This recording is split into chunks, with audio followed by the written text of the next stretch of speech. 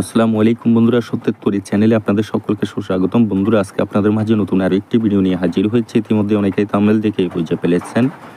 বন্ধুরা, আজকে যে তকবিরখানা নিয়ে হাজির হয়েছি, এই তকবিরটি হলো শনি চালান করেই আপনার শত্রুর আইনতি আয় রোজগার আপনারা বন্ধ করে দিতে পারবেন। শত্রুকে জানে না মেরে কষ্ট দিয়ে মারুন।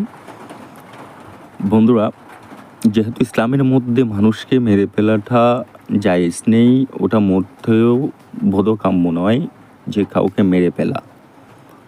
তো আপনার কষ্ট দিয়েই মারুন। যদি কি আপনার কোনো শত্রু বিশেষভাবে ক্ষতি করে থাকে তাহলেই প্রয়োগ করবেন এই তকবিরটা, না হলে করার প্রয়োজন নেই। বন্ধুরা, যে মন্ত্রখানা বা নকশাখানা নিয়ে হাজির হয়েছি, এই নকশাটি অত্যন্ত সহজ পদ্ধতিতে আপনারা প্রয়োগ করতে পারবেন আপনার শত্রুর উপর। সর্বপ্রথম আমি নিয়মটা বলে দিচ্ছি আজকের প্রয়োগবিধির, কিভাবে কি করবেন। আপনার মনোযোগ দিয়ে শুনতে থাকুন, ভিডিওটি স্কিপ করে দেখবেন না। কোনো এক শনিবার মঙ্গলবার দেখে আপনার উক্ত নকশাটিকে একটি সাদা কাগজের মধ্যে লিখবেন।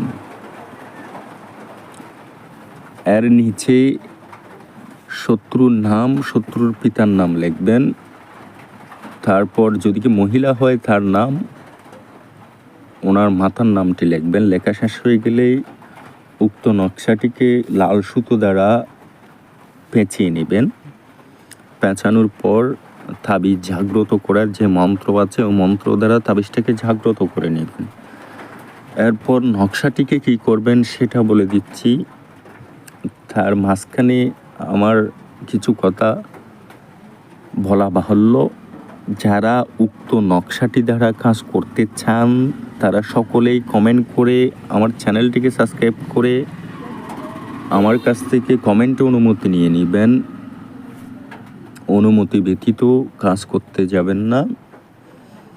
আর অনুমতির জন্য নাম্বারে ফোন করার প্রয়োজন নেই, সরাসরি নাম্বারে কেবলমাত্র তারাই ফোন করবেন যারা ব্যক্তিগতভাবে কোনো কাজ করাইতে চান বা কাজ শিখতে চান।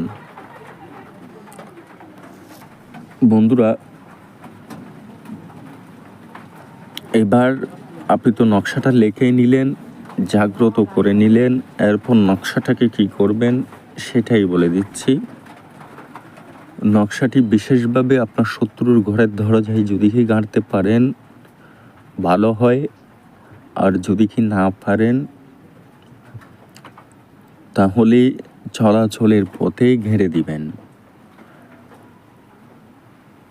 তো চলাচলের পথে ঘেরে দিয়ে পিছন দিকে না ফিরে সোজা আপনার গন্তব্যস্থানে আপনি চলে যাবেন, বাড়িতে চলে যাবেন। 7 দিনের মধ্যেই উক্ত রেজাল্টটি আপনারা দেখতে পারবেন। তো সকলেই ভালো থাকুন, সুস্থ থাকুন। আল্লাহ হাফেজ।